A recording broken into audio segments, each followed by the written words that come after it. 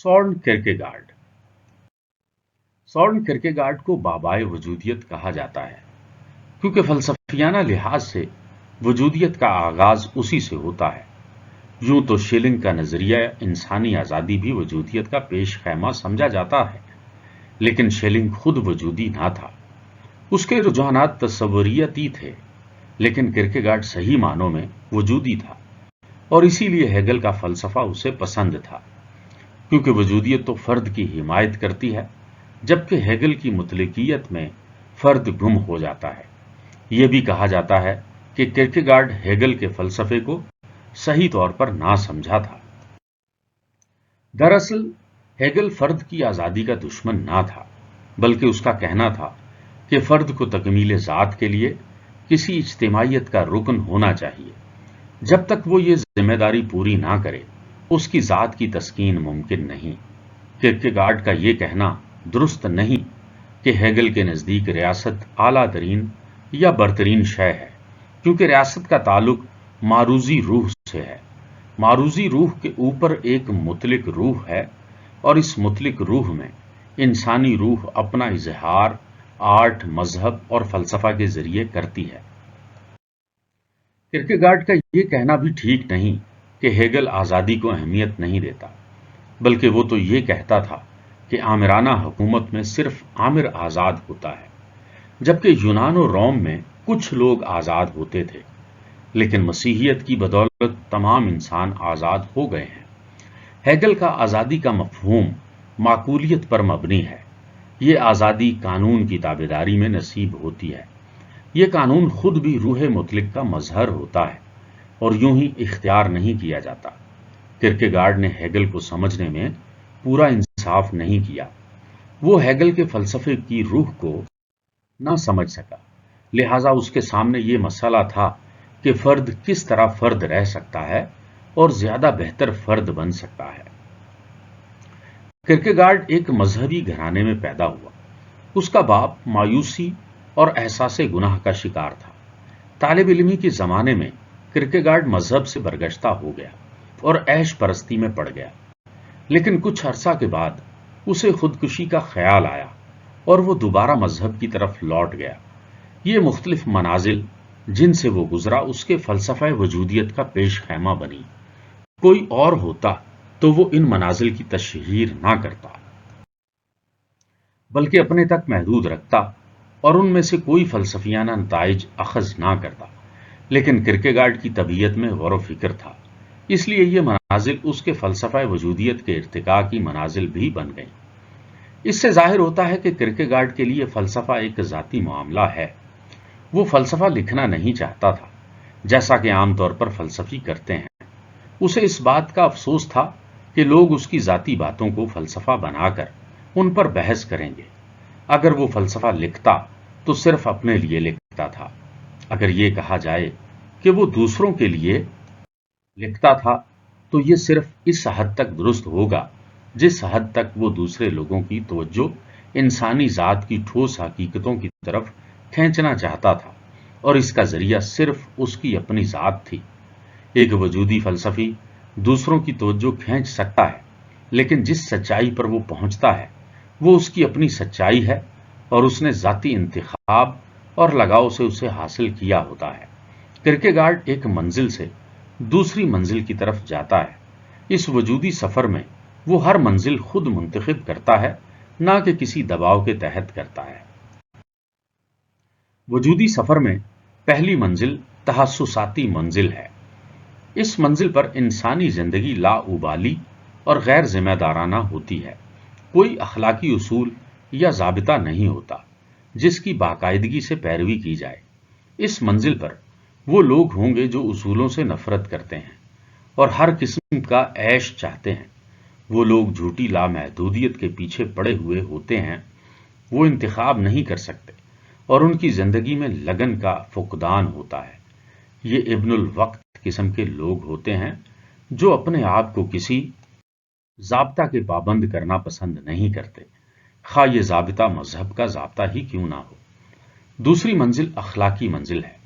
اس میں لاابالی زندگی کی جگہ اخلاقی زندگی آ جاتی ہے، جس میں انسان اپنے آپ کو کسی عالمگیر اور حتمی اخلاقی اصول کے تحت لے آتا ہے۔ اگرچہ اس منزل پر انسان کسی اخلاقی اصول کا پابند ہو جاتا ہے اور اس لحاظ سے تحسساتی منزل کے مقابلہ میں زیادہ فرد بن جاتا ہے، لیکن اخلاق کا مقصد انسان کو عارضی خوشی دینا ہے اور اس کا رشتہ کسی ماورائی ہستی سے جوڑنا نہیں ہوتا۔ اب تیسری منزل آتی ہے جسے کرکیگارڈ مذہبی منزل کہتا ہے۔ اس منزل پر انسان اخلاقی اصولوں کا پابند نہیں ہوتا، بلکہ خدائے برتر سے رابطہ پیدا کر کے اپنی محدودیت کا احساس کرتا ہے اور اپنی ذات کا اثبات کرتا۔ جب خدا سے رشتہ قائم ہو جاتا ہے تو انسان عالمگیر اصولوں کی منزل سے پرے چلا جاتا ہے۔ یہاں پر وہ حضرت ابراہیم کی مثال دیتا ہے۔ وہ خدا کی راہ میں اپنے بیٹے کو ذبح کرتے وقت اخلاقی اصولوں سے پرے چلے گئے تھے، کیونکہ خدا پر ایمان سارے اخلاقی اصولوں سے افضل اور اعلیٰ ہے۔ کرکیگارڈ کہتا ہے کہ جب خدا پر انسان کا ایمان پختہ ہو جاتا ہے تو وہ صحیح معنوں میں انسان بن جاتا ہے۔ وجودی ارتقاء ہیگل کے فکری ارتقاء سے مختلف ہے۔ فکری ارتقاء میں ایک لزومیت ہے، ایک ترکیب سے دوسری ترکیب جنم لیتی ہے اور اس کی تہ میں منطقی لزومیت کام کرتی ہے۔ وجودی ارتقاء میں کوئی جبر نہیں۔ یہاں یہ ضروری نہیں کہ ارتقاء ایک ہی طرح سے ہو یا ایک منزل کے بعد دوسری منزل آئے۔ ہر منزل انسان کو خود انتخاب کرنی پڑتی ہے، لیکن اس کا یہ مطلب بھی نہیں کہ وجودی ارتقاء کی تہ میں کوئی حکمت نہیں۔ تحسساتی سطح پر انسانی زندگی انتشار کا شکار رہتی ہے، اس لیے اسے اخلاقی منزل پر آنا ہوتا ہے، لیکن یہ منزل بھی تسکین نہیں دیتی۔ احساس گناہ انسان کو مذہبی منزل میں لے آتا ہے، لیکن چونکہ ہر منزل پر انسان نے خود راستہ منتخب کرنا ہوتا ہے اور اگر نہ کرے تو جس منزل میں ہوگا اسی میں رہ جائے گا۔ کرکیگارڈ کے نزدیک وجودی سفر کوئی طویل سفر نہیں ہے۔ وہ خدا کا ثبوت نہیں دیتا، اس لیے نہیں کہ ثبوت دیا نہیں جا سکتا، بلکہ اس لیے کہ وہ ثبوت کو غیر ضروری سمجھتا ہے۔ ہر وجودی کا انتخاب اس کا اپنا ہوتا ہے۔ زندگی اس نے خود گزارنی ہوتی ہے، اس لیے وہ منطقی ثبوت نہیں چاہتا، جو ایک قسم کا عوامی ثبوت ہوتا ہے۔ صداقت اس کے نزدیک موضوعیت ہے۔ کرکیگارڈ کہتا ہے کہ وجودی انتخاب دہشت پیدا کرتا ہے، جو ڈر سے مختلف چیز ہے۔ ڈر تو کسی خاص چیز کا ہوتا ہے، مثلاً سانپ وغیرہ کا، لیکن دہشت کی نوعیت کچھ اور ہے۔ کرکیگارڈ کہتا ہے کہ ایمان کے لیے جنت کی ضرورت ہے۔ خود کو خدا کے حوالے کرتے ہوئے انسان کو خوف آتا ہے۔ یہ کنویں میں چھلانگ لگانے والی بات ہے اور انسان اس سے بھاگتا ہے، لیکن اگر انسان یہ چھلانگ لگا دیتا ہے تو اس کی تکمیل ذات ہو جاتی ہے۔ اس چھلانگ یا جست کے ساتھ ہی ایک محدود ہستی کا رشتہ لامحدود ہستی سے قائم ہو جاتا ہے۔ کرکیگارڈ کہتا ہے کہ جس شخص کا کوئی خدا نہیں، وہ اپنی ذات سے بیگانہ ہے، وہ یاس و ہرما میں زندگی گزار رہا ہے۔ وجودی ارتقاء سے واضح ہو جاتا ہے کہ زندہ رہنا سانس لینے کا نام نہیں، بلکہ اس کا مطلب خود کا انتخاب کرنا ہے۔ وجودی معراج حاصل کی جا سکتی ہے، لیکن انتخاب سے، کیونکہ انسان کی ذات اس وقت نمایاں ہوتی ہے جس وقت اس کی محدودیت کا رشتہ لامحدود خدا سے قائم ہو جاتا ہے۔ اس لیے کہا جا سکتا ہے ذات کا جنم لامحدود اور محدود یا ابدی اور فانی کے ملاپ سے ہوتا ہے۔ کرکیگارڈ کی وجودیت کو مسیحی لوگوں نے اپنے مذہب میں شامل کر لیا ہے۔ رومن کیتھولک اور پروٹسٹنٹ دونوں ہی اپنے مخصوص عقائد کی تشریح وجودیت سے کرتے ہیں۔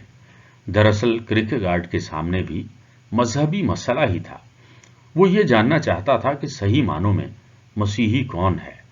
اس سوال کا حل وہ وجودیت میں پاتا ہے۔ وجودیت اس کے نزدیک موضوعیت تھی، لہذا تمام مذہبی لوگوں کی زندگی میں موضوعیت اہمیت کی حامل ہے۔ کرکیگارڈ کے ہاں ماورائی ہستی کا تصور بڑا اہم ہے، اور انسان کی موضوعیت کی تکمیل تب ہوتی ہے جب اس کی محدود ہستی کا رشتہ لامحدود ہستی سے استوار ہو جائے۔ لیکن موضوعیت میں ایک خدشہ موجود ہے، وہ یہ کہ خدا پر اعتقاد ایک ذاتی معاملہ ہے۔ جو انسان کی اپنی ضرورتوں اور مخصوص جذبات کے تحت پیدا ہوتا ہے۔ اس لحاظ سے یہ عقیدہ وجودیت کے لیے ضروری نہ ہوگا۔ ہائیڈگر پر کیرکیگارڈ کا یہی اثر پڑا اور اس نے کیرکیگارڈ سے استفادہ کیا، لیکن وہ خدا کا اثبات نہیں کرتا۔ یہی وجہ ہے کہ موضوعیت میں خدا کے انکار کی گنجائش موجود ہے۔ سارتر بھی اسی خیال کو اجاگر کرتا ہے۔